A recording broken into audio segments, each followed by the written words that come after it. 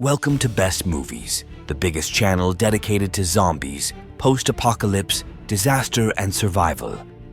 Today I'm showing you 8 new post-apocalyptic movies and series coming in 2025, and every title hits hard. But stay with me, because the final one is an absolute bombshell, something post-apocalypse fans haven't seen before. Make sure you watch until the end. The last pick completely changes the ranking. The Last Ronin. In a world ravaged by nuclear war and catastrophic climate change, every day is a struggle for survival. The protagonist, known only as Ronin, wanders through the ravaged wasteland. His only companions are the sword slung across his back and his thirst for revenge, because someone killed his father, and he will not rest until he finds the culprit. During his journey, he encounters a young woman who hires him as a bodyguard. She wants to return to the place she comes from, a place that has become a myth in this brutal world. The only currency is bullets. Each step reveals an increasingly harsh reality in which samurai honor mixes with the ruthlessness of the post-apocalypse. Despite its minimalist aesthetics and limited resources, the film asks the question, in a world where everything has been lost, what does it still mean to be human? Cora. After a mysterious catastrophe envelops the world in a deadly fog, most of humanity perishes within days. The few survivors hide in isolated shelters where supplies and hope are slowly running out. Cora, one of the few survivors, ventures to the surface to find answers, and perhaps the last living people. There, she discovers that the fog is not a natural phenomenon, but the result of an experiment by a mysterious organization that wanted to cleanse the planet in the ruins of cities. Amid the dead silence and shadows of the old world, Cora fights for survival and discovers that what remains of humanity can be as dangerous as the fog itself. Cora is a dark, post-apocalyptic sci-fi film about guilt, hope, and the limits of survival. Zomvivor. An unknown epidemic breaks out in a Thai city within hours. Peaceful streets turn into a battlefield, and people become bloodthirsty beasts. A group of students lock themselves in their school campus, trying to survive in a world where every sound can mean death. Over time, they discover that the virus was not a natural occurrence, but the result of secret experiments conducted by scientists from their own university. As more people fall ill, tension mounts, and the line between friendship and survival becomes blurred. Paranoia, betrayal, and fear grow within the building, and the real monsters are not always on the other side of the door. Zomvivor is a brutal, emotional thriller about the struggle for life, the loss of humanity, and the thin line between victim and predator. Retratos del Apocalipsis.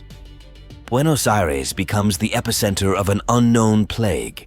People die in panic, streets burn, and the city, once full of life, turns into a labyrinth of death. Retratos del Apocalipsis tells not one story, but 4 intertwined visions of the end of the world. In the first, a photojournalist attempts to capture the truth about the collapse of civilization, documenting people's last moments before he himself becomes part of the catastrophe. In the second, a young woman and her child seek shelter, but in a world without rules, motherhood becomes an act of heroism. The third story shows a group of soldiers who have lost faith in the meaning of the fight, and the fourth shows a lonely scientist convinced that man himself has caused his own destruction. Each chapter shows a different dimension of the apocalypse. Physical, mental, and moral. Retratos del Apocalipsis is a dark, intimate look at the end of the world, as seen through the eyes of ordinary people trying to preserve what remains of their humanity, available in select cinemas and film festivals. Before we move on, a question that will divide everyone. The world has ended. No army, no internet, no one left. You're the last human in the city. You have 4 options, 1 decision, and it decides if you survive the night. Number 1. Barricade yourself inside a hospital full of corpses. Number 2. Run to the rooftop. You hear a helicopter, but the infected are getting closer. Number 3. Go underground, into the subway. Nothing but darkness and echoes. Number 4. Get in the car and drive through the burning city. Type the number or location in the comments. Let's see who among you would have the courage to choose when death is already at the door. Virus. She lived as if someone had turned off all her emotions. Every day looked the same, and her job as a translator became the only routine that kept her going. Everything changed after a blind date that turned out to be a complete failure. When she returned home, however, she felt something she couldn't name. First, a gentle warmth, then growing euphoria, happiness, and a surge of romantic emotions, as if someone had suddenly unlocked her frozen heart. She began to smile, feel excitement, and see the world in more intense colors. Soon, however, she discovered that this was not an awakening or true love, but the first symptom of a deadly virus that causes short, intense euphoria and then destroys the body. Every moment of joy becomes a countdown. Every elation may be the last. It is a story that strikes the emotions harder than many a thriller. Her rich flu. When the world believed that the richest were immune to any catastrophe, a disease appeared that struck precisely them. Rich flu kills those at the top of the Forbes list, first billionaires, then multimillionaires, and finally anyone with enough wealth to be considered affluent. At first, no one believed it was possible, but a series of sudden deaths caused global panic. The elite began to massively dispose of everything of value in an attempt to save themselves from a virus that reacted not to age or health, but to wealth. Markets collapsed in a matter of days, and the world saw money lose its value faster than ever before in history. At the center of events is a man who spent years building a fortune, believing it would give him control over his life. Now he must flee from a disease that is turning the entire social order upside down. The more the chaos grows, the clearer it becomes that it is not the virus that is the greatest threat, but the fear of what people are capable of when their former strength becomes a deadly weakness. Rich Flu is a look at a world that loses its meaning in an instant because everything that was supposed to protect it begins to kill. After impact, after a powerful solar flare, Earth is plunged into chaos.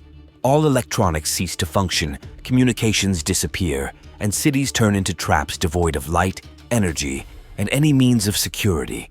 In this new, brutal world lives a former soldier who has been avoiding people for years, focusing only on survival. However, when he finds a seriously injured astronaut, the sole survivor of a mission investigating the source of the disaster, his lonely routine is interrupted. The woman knows what is really coming, a second, much stronger pulse that could wipe out the remnants of civilization once and for all. Together, they set off through deserted forests and destroyed towns, pursued not only by time, but also by desperate survivors who will do anything to survive another shock.